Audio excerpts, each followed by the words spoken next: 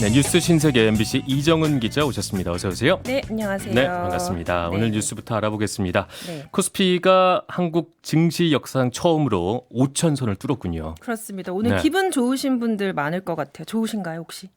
살짝 저도. 아, 그렇군요. 부럽습니다. 좋으신가요?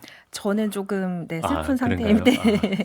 네, 코스피가 사상 처음으로 5,000포인트를 달성했습니다. 그러니까 코스피 지수 산출한 지 46년이 됐는데 46년 만에 나온 기록이라고 하고요. 네. 종가 기준으로 4,000선을 처음 넘은 게 지난해 10월 27일이었는데 석 달도 지나지 않아서 이제 5,000선까지 달성을 한 겁니다.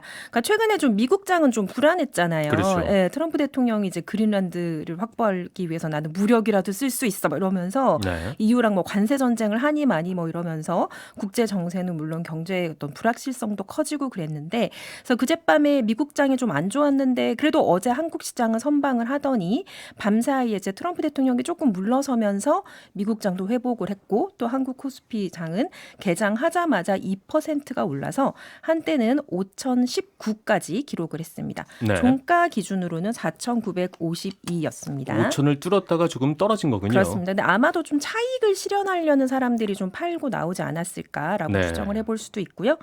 지수 상승을 이끌고 있는 거는 뭐 반도체, AI 그렇죠. 뭐 이런 거죠. 네, 그래서 시가총액 1위 삼성전자는 오늘 잠깐은 16만 원 선을 터치해서 16만 전자가 될 뻔했다가 종가는 15만 2,300원, 그리고 SK 하이닉스도 2% 올라서 75만 5천 원에 마감을 했습니다. 네. 그리고 현대차는 뭐 어제 그제 이틀 뭐 20% 올랐다고 하던데 오늘 뭐 잠시 60만 원 선을 넘보다가 종가로는 52만 9천 원이었습니다. 그래서 보통 증권사들이 좀 전망을 이제 낙관적으로 하는 편이잖아요. 거래가 많으면 좋으니까. 그렇죠. 네, 네. 그래서 연말에 이제 시장을 전망했을 때 1월에는 아마도 코스피가 이제 상단이 한 4,300, 4,500 될 거라고 봤는데 이미 다 지나갔고, 그래서 전망치를 이제 5,000에서 5,200을 또 상단으로 잡았는데 지금 5,000까지 오늘 달성을 한 셈이 됐습니다. 네.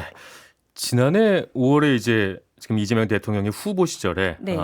코스피 5천을 달성하겠다고 네. 하면서 ETF 투자를 시작을 했는데 그것만 따라했어도 상당한 성공을 거둘 수 있었겠군요. 그렇죠. 저처럼 슬프지 않았겠죠. 네, 그래서 되게 슬픈데요. 네. 네.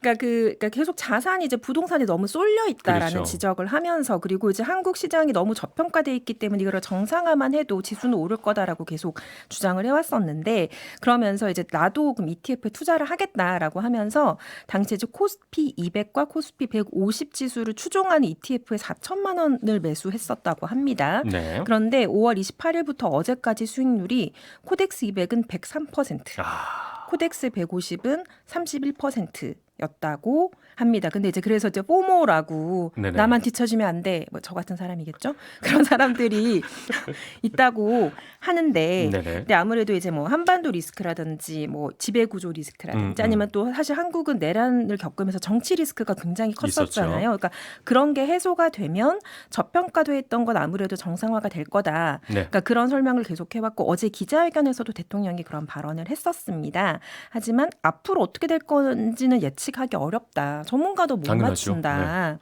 그리고 나도 소형 작전주 사서 성공했다가 그 이후에 또 샀다가 이제 IMF 때 다 날려봤다. 네. 그러니까 지금 좋지만 투자는 신중하게 본인이 판단해서 투자를 하라. 아무도 책임을 안 져준다라는 맞습니다. 네. 조언도 건네기를 했습니다. 네. 5천을 넘었지만 어쨌든 신중해야 된다. 네, 반드시 그렇습니다. 명심해야겠습니다. 이해 못지않게 큰 뉴스가 또 있었습니다.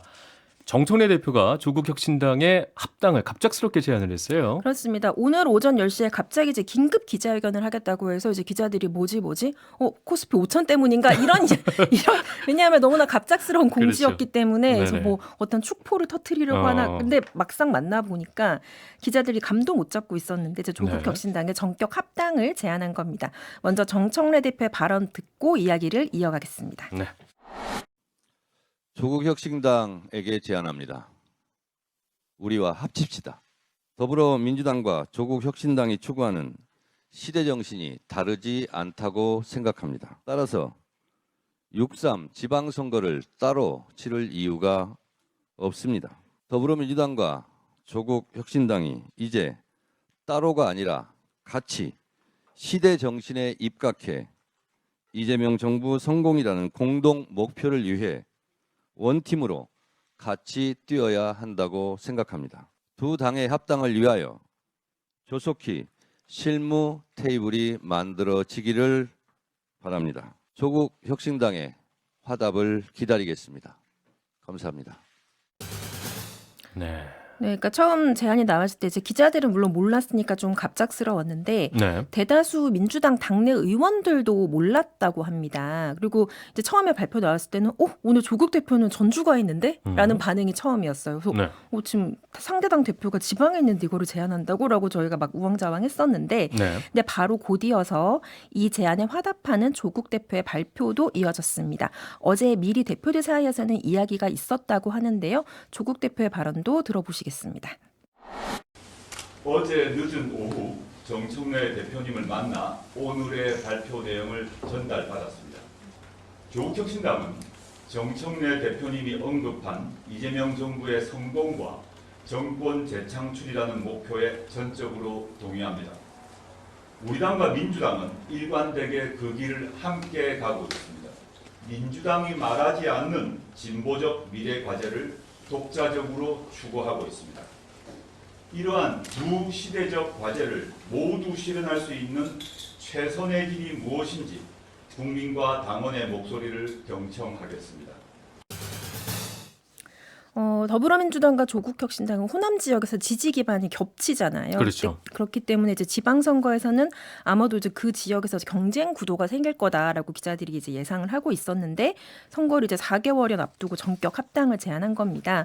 그러면서 이제 조국 대표는 갑작스럽지만 제안의 무게가 가볍지 않기에 최고위원들과 함께 숙고했다면서 국민과 당원이 원하는 게 뭔지 들어보겠다. 그러니까 뭔가 부정적이진 않고 긍정적인 뉘앙스가 약간은 섞여 그렇죠. 있지만 좀 유보적인 톤으로 답을 했습니다. 그러니까 양당의 대표는 이미 논의를 했고 어느 정도 교감이 충분히 있었던 것 같고 문제는 이제 민주당 내부에서 그냥 어떻게 의원들의 총의도 안 모으고 이런 결정을 할 수 있느냐 네. 이런 반발이 나올 수 있을 것 같아요. 네, 그래서 뭐 갑작스럽다, 왜 당대표가 일방적으로 추진하느냐 이런 류의 반발, 뭐 불만이 터져 나왔습니다. 그러니까 네.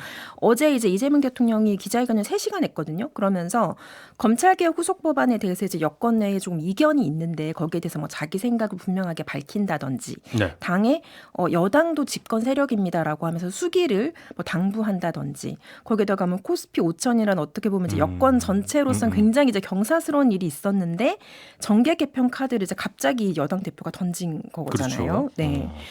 구체적으로는 그럼 어떤 반발의 이야기는 어떤 얘기들이 나오고 있나요? 네, 그러니까 정 대표가 기자회견 하기 직전에 비공개 최고위원회가 열렸는데 네. 이 자리에서 이제 최고위원들도 처음으로 이야기를 접하고 좀 우려를 제기한 것으로 알려졌습니다. 그래서 강득구 최고위원은 자신의 SNS를 통해서 공개적으로 불만을 드러냈는데요. 조금 길지만 읽어드리겠습니다. 네. 오늘 아침 한 대 얻어맞은 듯한 큰 충격을 받았다. 이러려고 최고위원이 되었나? 최고위원 역할이 무엇인가? 깊은 자괴감과 함께 심한 모멸감을 느꼈다.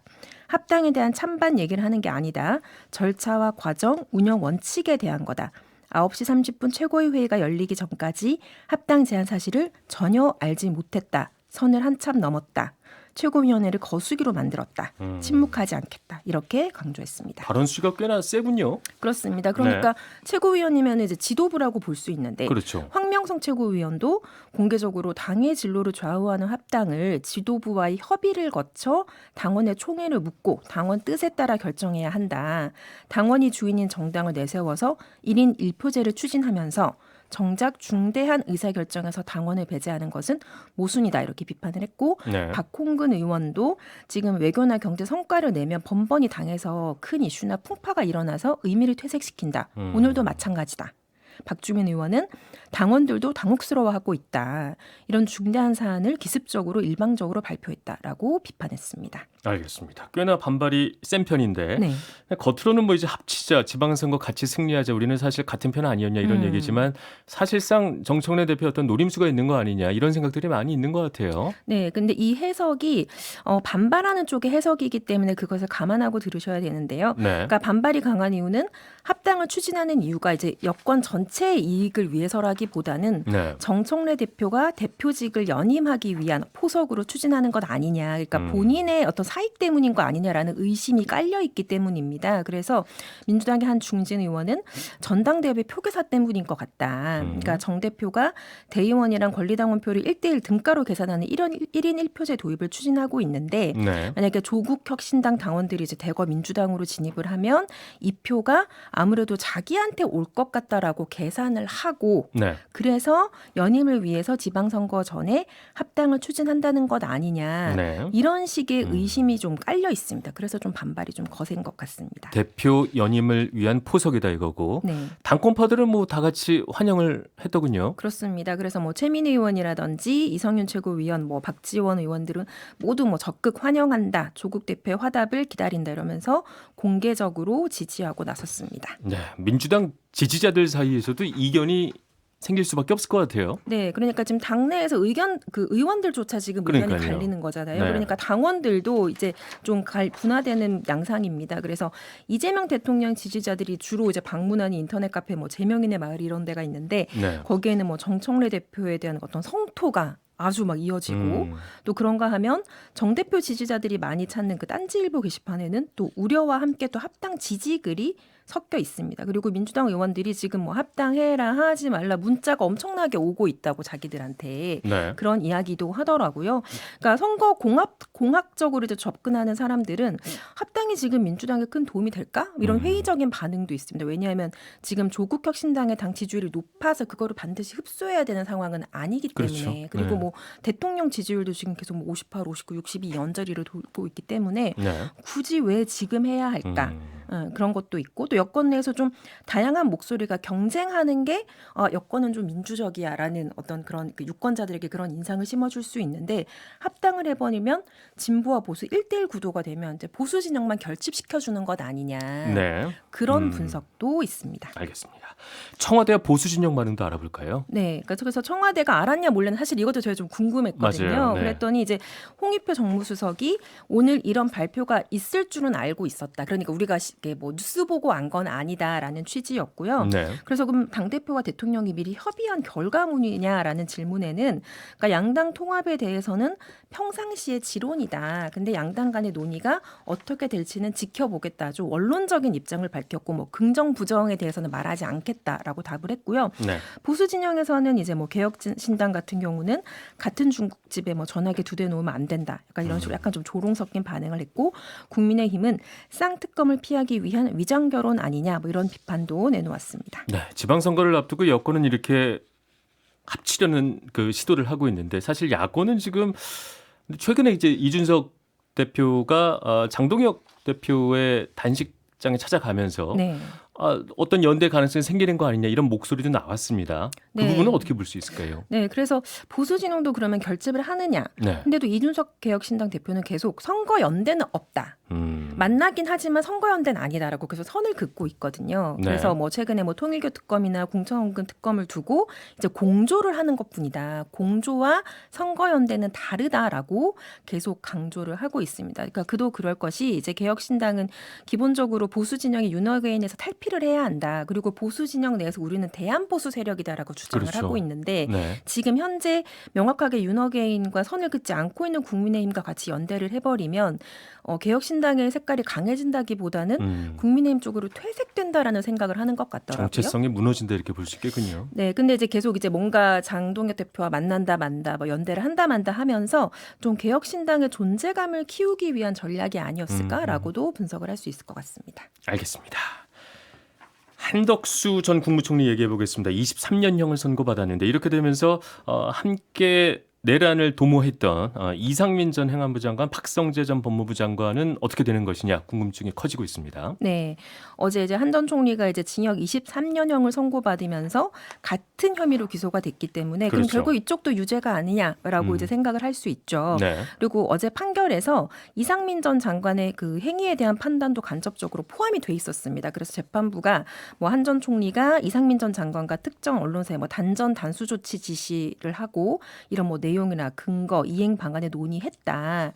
이게 내란이 성공할지도 모른다는 생각에 가담을 한 거다라고 그렇죠. 범행 동기를 자세하게 설명을 했잖아요. 근데 여기 이제 가담한 사람이 이상민 전 장관이니까 그렇게 되면 이쪽도 유죄네라고 이제 추정을 해볼 수 있는 거고요. 네. 그런가 하면 이제 한 전 총리 이제 판결문에 이제 박성재 전 장관의 행적도 지금 기재가 돼 있습니다. 이게 보면은 그 2분짜리 국무회의 마치고 나서 국무위원들이 이제 나가려고 할 때, 그러니까 그 윤석열 전 대통령이 나가려고 할 때 박성재 전 장관이 자기 이제 양복 주머니에서 문건을 꺼내서 사람들 돌아가면서 쳐다보고 참석자 명단을 적어두고. 그리고 이 사람들 서명을 받아놔야 돼라고 이상민 전 장관에게 이제 말을 했다고 합니다. 그러니까 서명 받아야 한다는 제안을 박성재 전 장관이 했다라는 내용이 한 전 총리 판결문에 등장하는 겁니다. 그렇죠. 게다가 그 박 전 장관은 그 이진관 부장 재판부에서 재판을 받게 돼요. 네. 지금 이제 26일부터 이제 첫 공판이 열리는데 이미 한 전 총리 재판을 통해서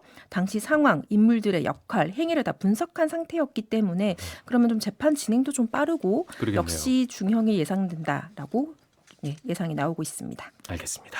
재판부에서 이제 처음으로 비상계엄에 대해서 내란이라고 규정을 네. 했는데 그렇다면 이제 국민의힘에서는 어떤 이야기를 할 것인가도 많은 궁금증을 자아냈습니다. 하지만 오히려 예전에 할 사과 다 했다, 특별히 할 얘기 없다 이런 반응이 나오더군요. 네, 어제도 그런 원론적인 반응만 계속 내놨었는데 네. 오늘도 뭐 달라진 건 없습니다. 그러면서 이미 과거에 여러 차례 12.3 계엄에 대해서 사과의 말씀을 드렸다라고 하거나 아니면 1심 판결 이후 법적 논쟁이 계속 이어질 수밖에 없다. 그러니까 뭐 끝까지 판결- 가보겠다. 네, 그렇죠? 그런 취지로 읽히죠. 그리고 이제 김재원 최고위원은 지도부 일각이긴 하지만 네. 절차가 잘못됐기 때문에 증거를 제대로 판단하지 않은 재판이 될 수 있다.